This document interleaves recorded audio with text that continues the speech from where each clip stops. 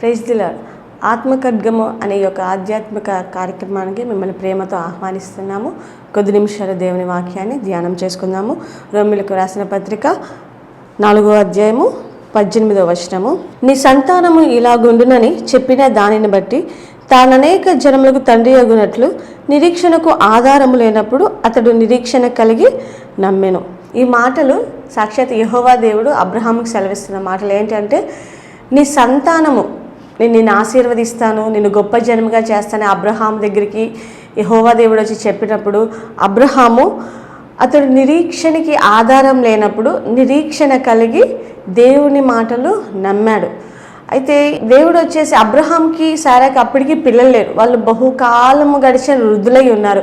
అయితే ఆ యొక్క సమయాల్లో ఒక్క కుమారుడు ఉంటే చాలు, ఒక్క కుమారుడు కానీ కుమార్తె కానీ కలిగితే చాలు, అటువంటి నింద గొడ్రాలు అనే నింద పోతే చాలు అనుకున్న సమయాల్లో దేవుని యొక్క వాక్యం అబ్రహాం దగ్గరికి వచ్చి చెప్తున్న మాట ఏమిటంటే, ఆదికాండంలో 15వ అధ్యాయంలో ఉంటుంది. అబ్రహాం దగ్గరికి యెహోవా వాక్యం వచ్చి చెప్తున్న మాట, నేను నిన్ను అత్యధికంగా ఆశీర్వదిస్తాను, నీ బహుమానాన్ని అత్యధికం అవుతుందని చెప్తున్నప్పుడు అబ్రహాం అంటారు, నువ్వు నాకు ఏమిచ్చినా ఏం ప్రభువా, నాకు కుమారుడు లేదే, నాకు సంతానము లేదే, నా ఆస్తికి వారసులు ఎలీయెజరే అవుతాడు కదా అని అబ్రహాం అన్నప్పుడు దేవుడు అబ్రహాంను బయటికి తీసుకొని వచ్చి, నీ చేతినైతే ఆకాశ నక్షత్రాలను నువ్వు లెక్కపెట్టు, నీ సంతానం ఇలాగుంటుందని అబ్రహాముతో చెప్తున్నాడు. అయితే వాళ్ళకి ఆ సమయాల్లో అబ్రహాంకి అసలు పిల్లలే లేరు. పిల్లలు లేని సమయాల్లో దేవుడు వచ్చి చెప్తున్న మాట, నేను నిన్ను గొప్ప జన్మగా చేస్తాను, నీ సంతానాన్ని ఆకాశ నక్షత్రాలు లెక్క పెట్టలేనని ఆకాశ నక్షత్రాల వలె నీ సంతానం ఉంటుంది, ఇసుక రేణువుల వలె నీ సంతానాన్ని నేను ఆశీర్వదిస్తానని అబ్రహాముతో అంటున్నాడు. దేవుని మాటలు అంత ఆశ్చర్యాన్ని కలిగిస్తాయి. కొంతకాలం గడిచిన తర్వాత శారా అబ్రహాముకి తన దాసి అయిన ఐగుప్తుల దాసి, ఆమె పేరు హాగర్ ఉంటే అబ్రహాముకి, నువ్వు ఒకవేళ నా దాసితో పొమ్ము, ఒకవేళ యెహోవా ఈమె ద్వారా నాకు సంతానాన్ని ఇస్తాడేమో అని శారా అనుకొని తన దాసి అయిన హాగర్తో పొమ్మన్నప్పుడు అబ్రహాం తన దాసితో వెళ్ళినప్పుడు కుమారుడు ఇష్మాయేలు కలుగుతాడు. అయితే చాలా కాలం తర్వాత యెహోవా దేవుడు అబ్రహాముతో మాట్లాడడం చాలిస్తాడు. ఆ తర్వాత మళ్ళా వచ్చి చెప్తున్న మాట ఆదికాండం 17వ అధ్యాయం 15వ వచనం 16వ వచనము. మరియు దేవుడు, నీ భార్య అయిన సారాయి పేరు సారాయి అనవద్దు, ఏలైనగా ఆమె పేరు శారా, నేను ఆమెను ఆశీర్వదించి ఆమె వలన నీకు కుమారుని కలుగజేసేదను, నేను ఆమెను ఆశీర్వదించేదను, ఆమె జన్మకు తల్లి అయ్యుండును, జనముల రాజులు ఆమె వల్ల కలుగుదురని అబ్రహాముతో చెప్పాను. అప్పుడు అబ్రహాము సాగిలపడి నవ్వి, 100 ఏండ్ల వానికి సంతానము కలుగున, 90 ఏండ్ల శారా కనున అని మనసులో అనుకున్నాను.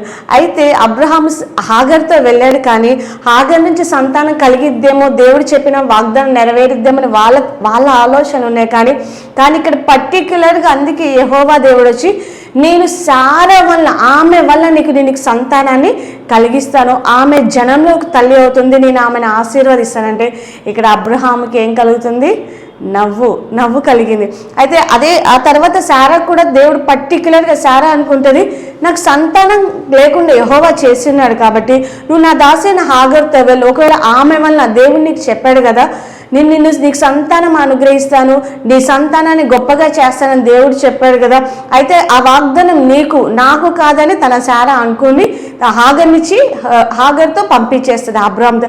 అయితే అందుకే దేవుడు పర్టిక్యులర్గా శారా వల్ల నేను కుమారుని ఇస్తానంటే అబ్రహాము నవ్వుతాడు. అయితే ఆ నెక్స్ట్ అబ్రహాముకి చెప్పి ఆ తర్వాత శారా కూడా తెలియజేద్దామని మమ్రే దగ్గర అబ్రహాము ఎండవేళలో ఒక చెట్టు కింద కూర్చున్నప్పుడు 3 మనుషులు వస్తారు కదా, 3 మనుషులు వచ్చినప్పుడు అందులో సాక్షాత్ యెహోవా దేవుడు కూడా ఒక మనుష్య రీతిగా వచ్చి అబ్రహాముతో మాట్లాడుతుంటే అబ్రహాము చక్కగా గొప్ప విందు చేసి, ప్రభువా నా దాసుని దాటిపోవద్దు, నువ్వు చక్కగా ఆహారం పుచ్చుకొని వెళ్ళినప్పుడు దేవుడు దాన్ని ఒప్పుకున్న తర్వాత శారా వాళ్ళిద్దరు కలిసి చక్కగా మంచి ఆహారాన్ని దేవుడైన యెహోవాకు సిద్ధపరిచినప్పుడు ఆ తర్వాత యెహోవా దేవుడు అడుగుతున్న మాట, నీ భార్య అయిన శారా ఎక్కడ? ఒకసారి చూద్దామండి.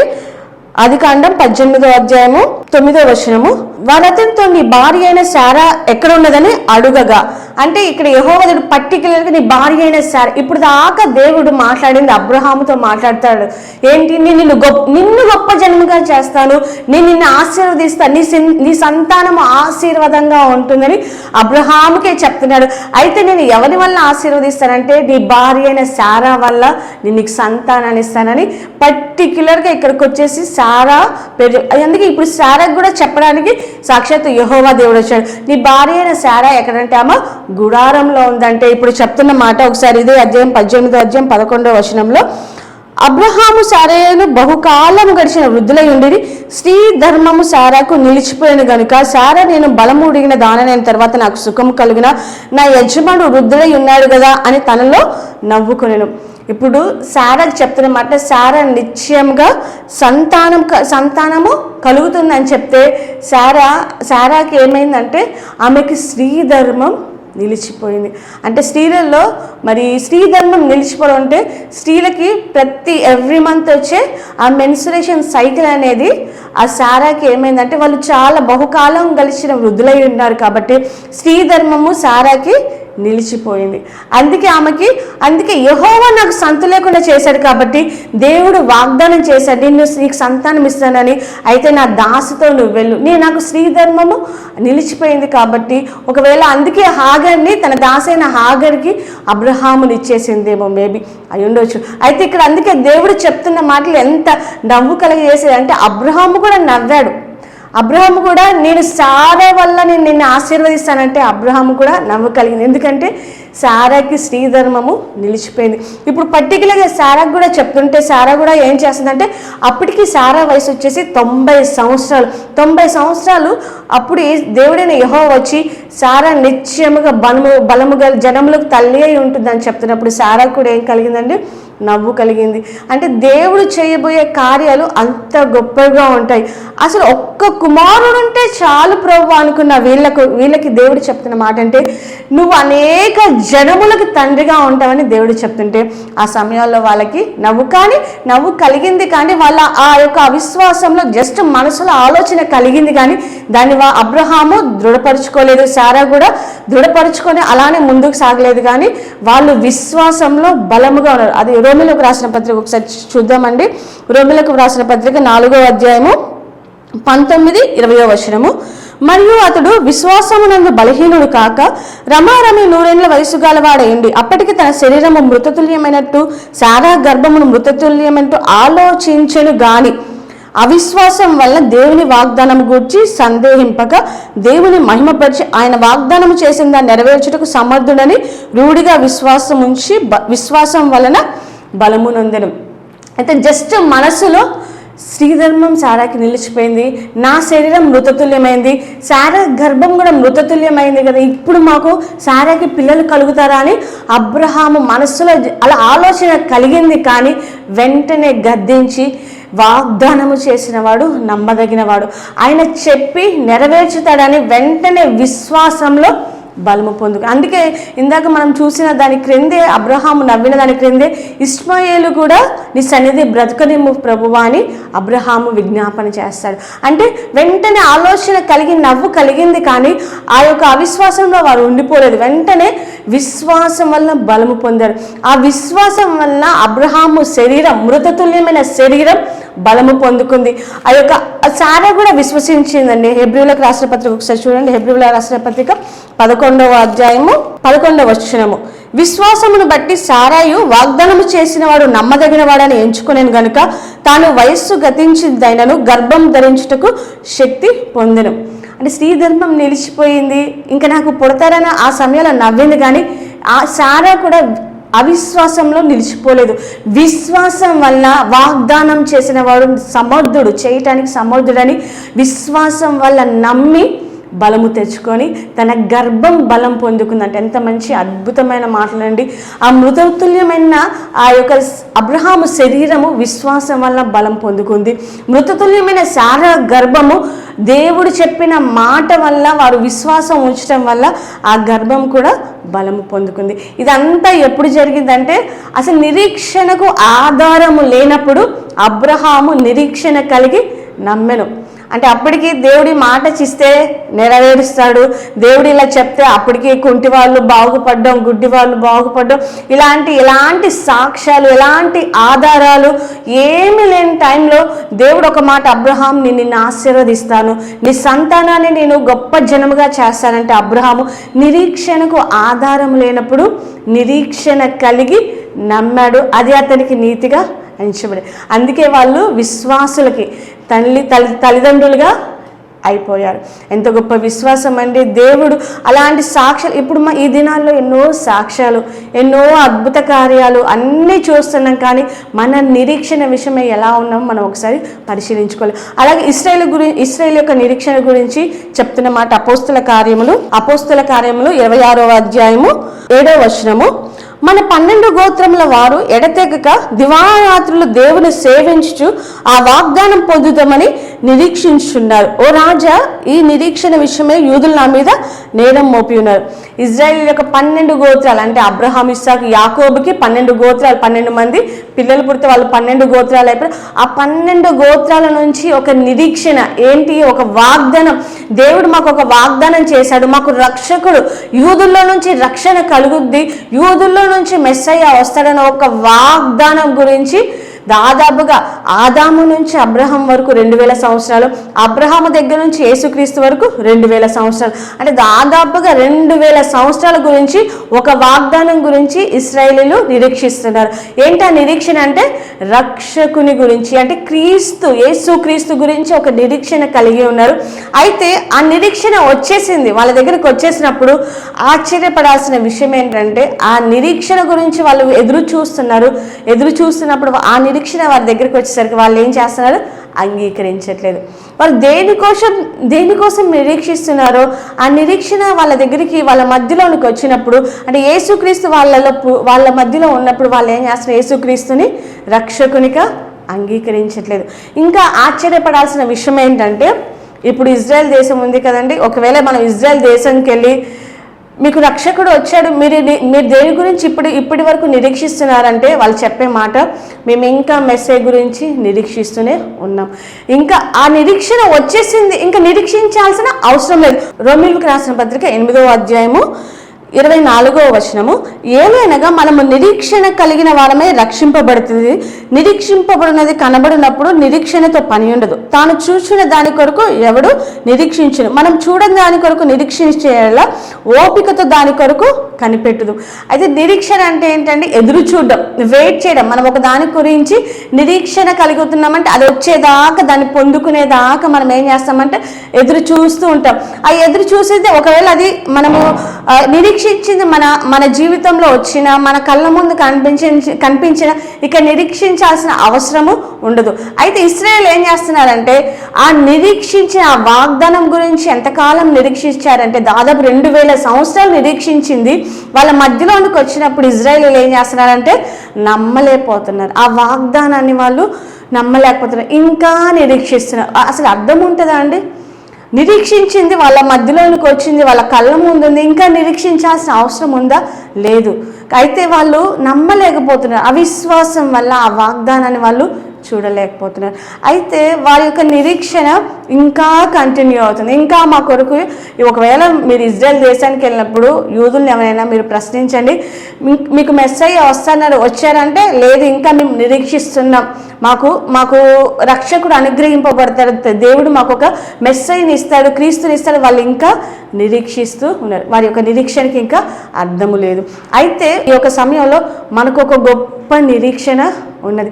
మన నిరీక్షణ ఏమిటి అంటే మరలా ప్రభు మన కోసం రాబోతున్నారు. ఒకసారి చూద్దామండి. తిమోతికి రాసిన మొదటి పత్రిక 4వ అధ్యాయము 10వ వచనము. మనుషులకందరికీ రక్షకుడును మరి విశేషంగా విశ్వాసులకు రక్షకుడైన జీవం గల దేవుని యందు మనము నిరీక్షణ ఉంచున్నాం గనుక ఇందు నిమిత్తం ప్రయాసంతో పాటుపడుచున్నాం. మనుషులందరికీ రక్షకుడు ఎవరండి? ఏ కులము, ఏ జాతి, ఏ మతము, ఏ ప్రాంతం, ఏ భేదం లేదు. మనుషులందరికీ రక్షకుడు ఎవరంటే యేసు క్రీస్తు ప్రభువారు. నేను క్రైస్తవుని కాదండి, నాకు ఇంకా రక్షణ రాదంటే రక్షణ రాదు. యేసు క్రీస్తునందు విశ్వాసం ఉంచితేనే. నువ్వు ఏ మతమైనా పర్వాలేదు, ఏ జాతి అయినా పర్వాలేదు, ఏ కులమైనా, ఏ ప్రాంతమైనా పర్వాలేదు, కానీ మనుషులందరికీ రక్షకుడు ఎవరంటే యేసు ప్రభువారే.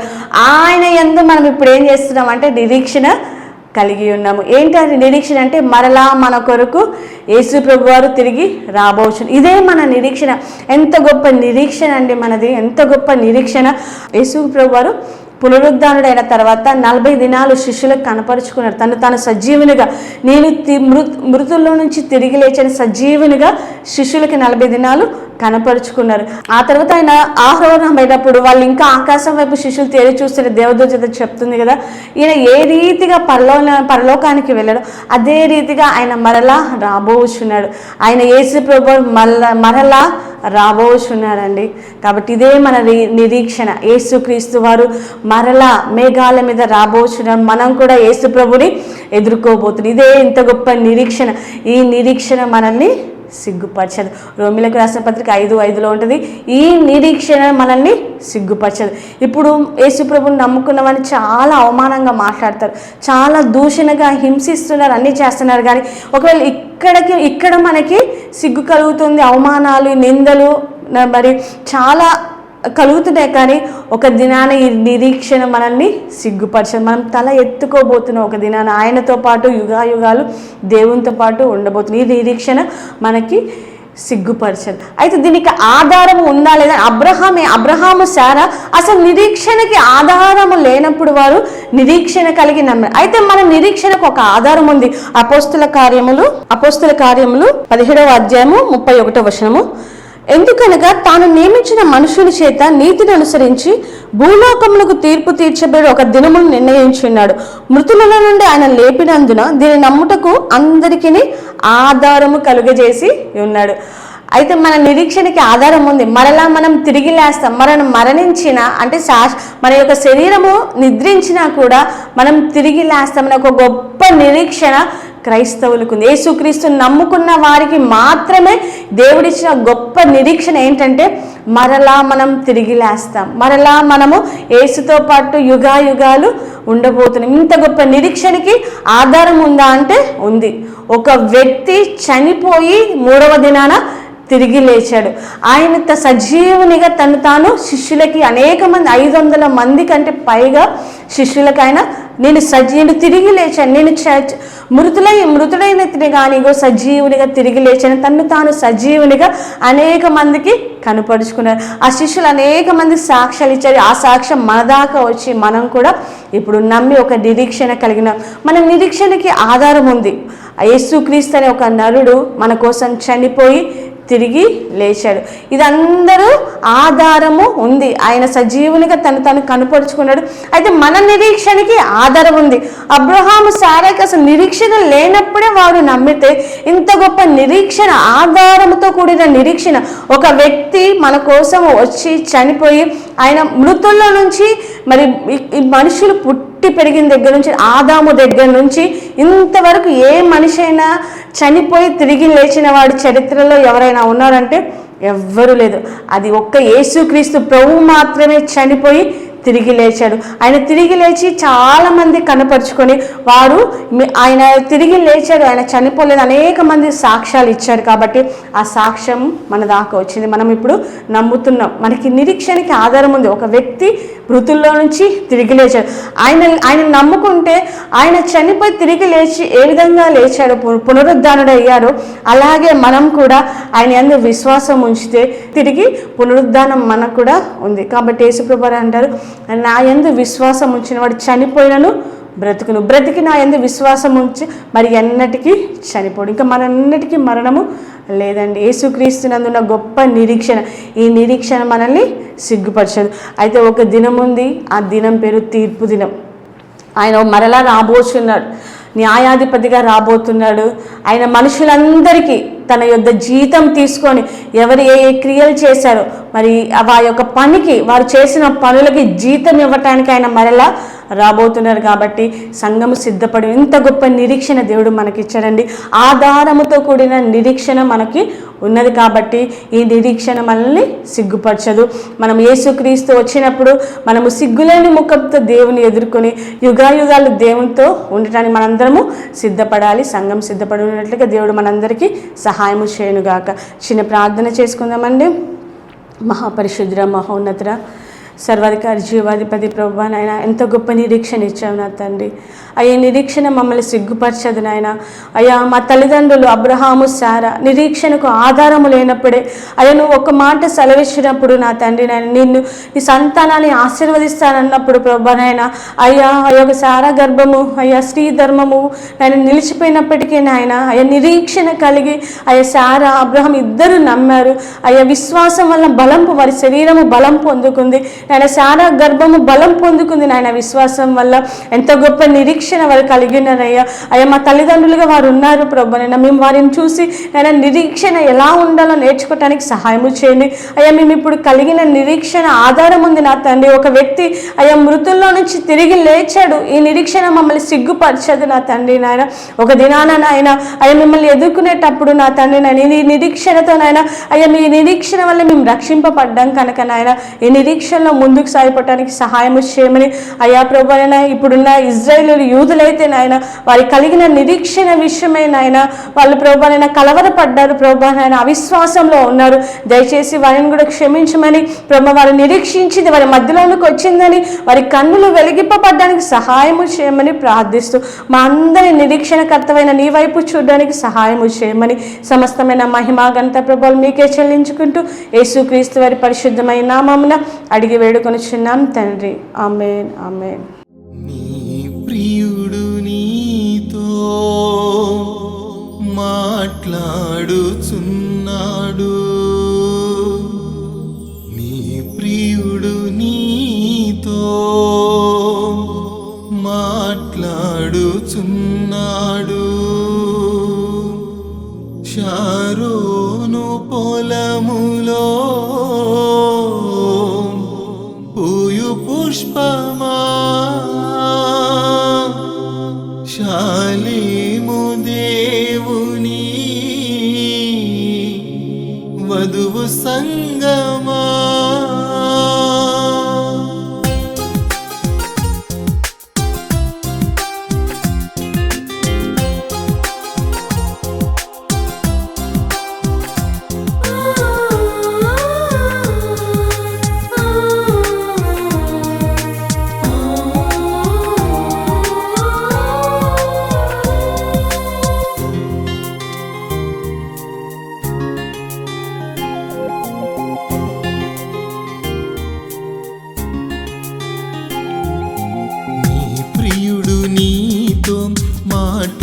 మాట్లాడుచున్నాడు, నీ ప్రియుడు నీతో మాట్లాడుచున్నాడు. షారోను పొలములో పూయు పుష్పమా, శాలేము దేవుని వధువు సంగమా.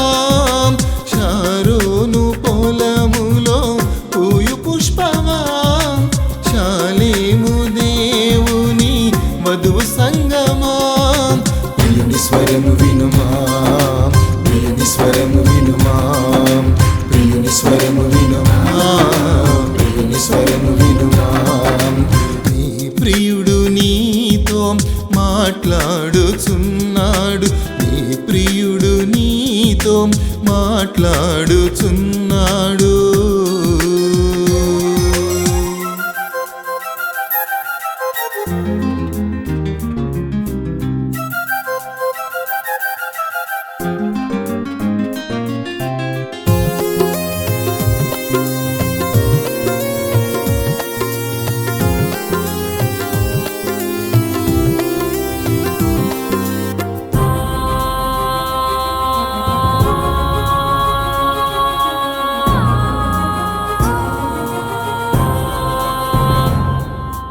మండుచున్న పొద నుండి మోషేను పిలిచెను, బండ సందున నిలిచెడి వారికి ప్రభు ఎదురు చూచెను.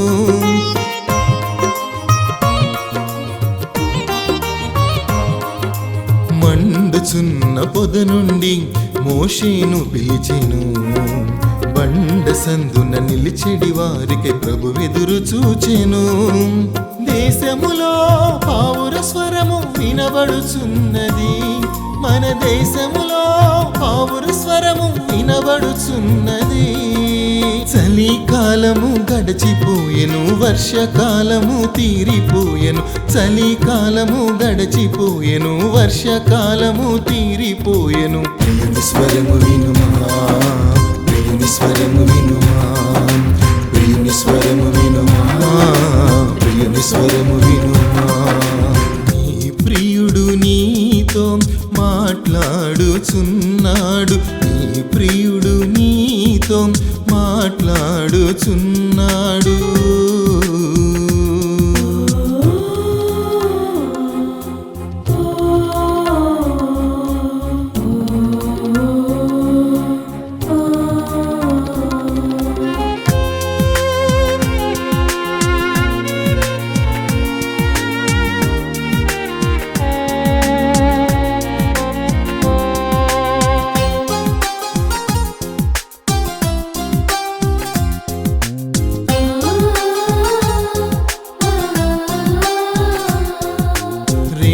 పాళ్ళ ఆత్మ కొరకు మరణాన్ని దాటిన ఏలియాను వెంబడించిన ఎలీషాను చూడుమా.